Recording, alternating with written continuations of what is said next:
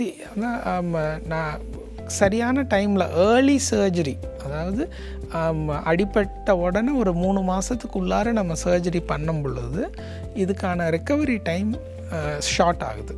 So recovery time short ஆகும் பொழுது தசைகள், இப்போ நீங்கள் இப்போ ஜிம் போகிறவங்களுக்கு இந்த மாதிரி உங்களுக்கு தெரியும், எக்ஸசைஸ் பண்ணாங்கன்னா மசில்ஸ் நல்லா ஆக்டிவாக இருக்கும், மசில் சைஸ் இன்க்ரீஸ் ஆகும்.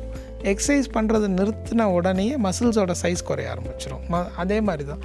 ஸோ கைகளில் வந்து இப்போ நரம்புகள் அடிபட்டு கைகள் செயலிழந்து போச்சுன்னா ஒவ்வொரு நாளுக்கும் அந்த மசில் வந்து அதோட ஸ்ட்ரென்த்தை இழந்துக்கிட்டே இருக்கும்.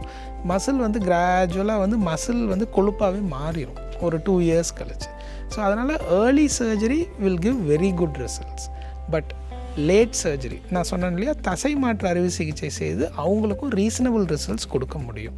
ஸோ அதே மாதிரி சர்ஜரி எந்த அளவுக்கு முக்கியமோ ரீஹாபிலிட்டேஷன், ஸோ ஒரு 2 இயர்ஸ் வரைக்கும் அவங்க ரீஹாபிலிட்டேஷன் ப்ரோக்ராமில் இருக்க மாதிரி இருக்கும். எவ்ரிடே அவங்களுக்கு எக்ஸசைசஸ் இருக்கும்.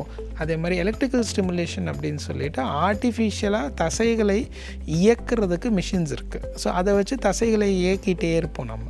ஸோ அந்த ஆக்டிவிட்டி இருக்க அந்த மசில் வந்து அதோட ஃபங்க்ஷனை ரீட்டைன் பண்ணிகிட்ருக்கோம். ஸோ இந்த மாதிரி விஷயங்கள்லாம் பண்ணி வெரி குட் ரிசல்ட்ஸ் நம்மளால் கொடுக்க முடியும். ஏன்னா எஸ்பெஷலி ட்ரெயின்ட் சர்ஜன்ஸ் நம்மகிட்ட இருக்காங்க இந்த ஆஸ்பெக்டை ட்ரீட் பண்ணுறதுக்கு. ஸோ அதனால் we have very good results.